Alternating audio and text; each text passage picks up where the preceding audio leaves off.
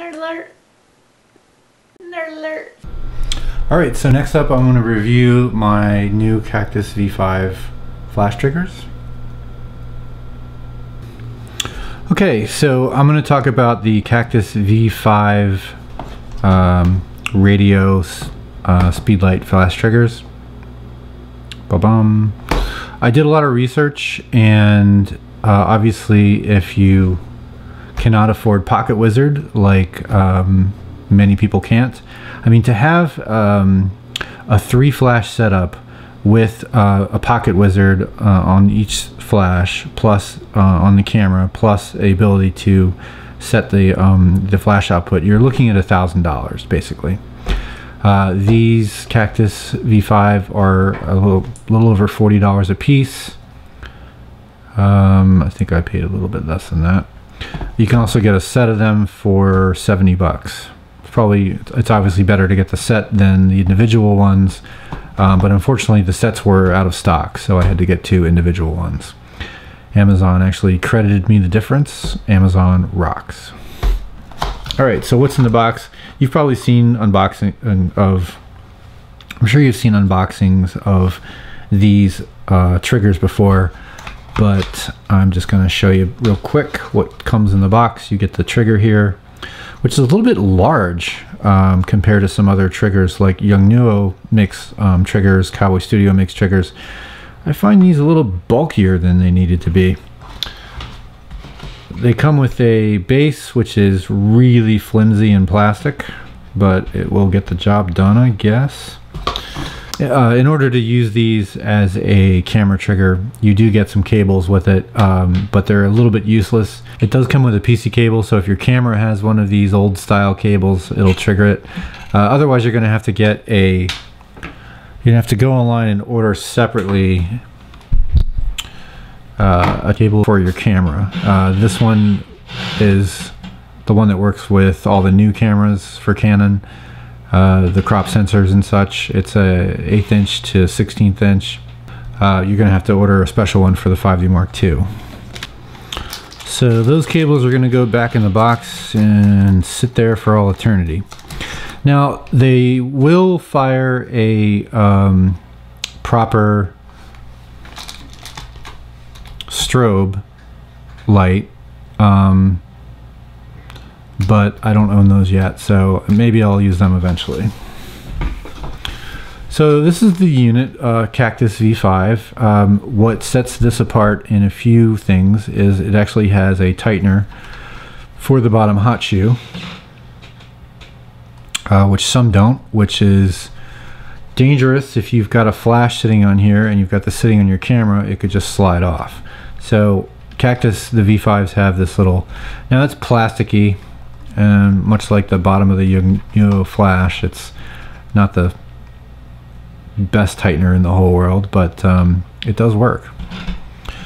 You've got the ability to turn this into a transceiver or a receiver, which is great. It'll work either way. That's your cable for firing the firing the shutter of the camera. You've got a little tester here. I'll actually turn this on. Let's see, let's turn that to receive. And you've got a little channel dial here to dial different channels. So I've already got one of these sitting on my camera. I've already got one of these sitting on my Canon 60D. As I said, it is nice that you can tighten this little ring at the bottom. Not really easy to do. It does have these little large gaps in it, so you can kind of grab a hold of those and tighten it. You really do want the ability to tighten that if you're going to put a flash on top, but it's just nice to be able to tighten that little screw at the bottom. As I said before, I feel this is a little thick and wider than it needs to be.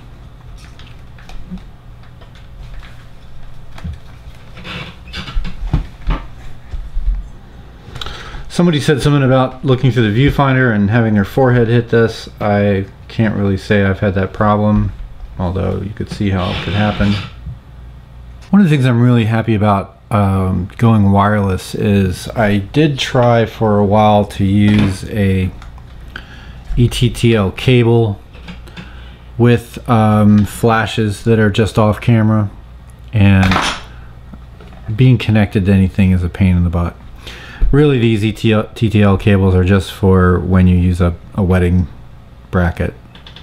Also, having to use the infrared and have to be line of sight of the camera, I didn't like.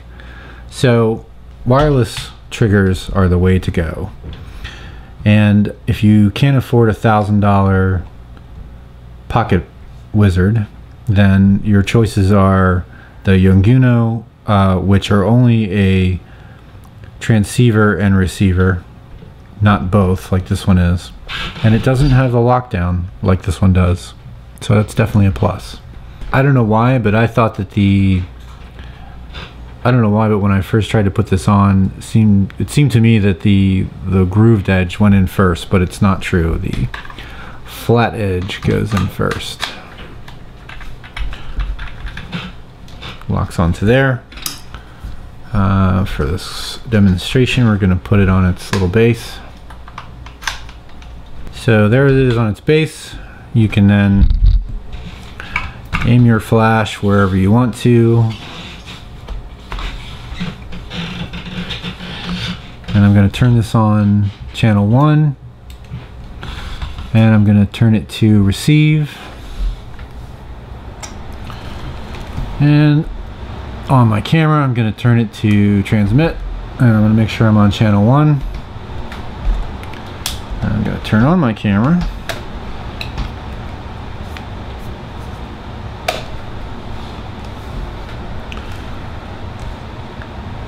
And do a little test. Let's turn the flash on. Now that I've got the flash on receive and the camera on send, tapping the button will make the flash light up. There you go. Alright, so now I'm going to use the Cactus to trigger the shutter on my 60D. We're going to turn this one to receive and this one to transmit, and then we're going to plug in to the side here this special cable you have to order separately.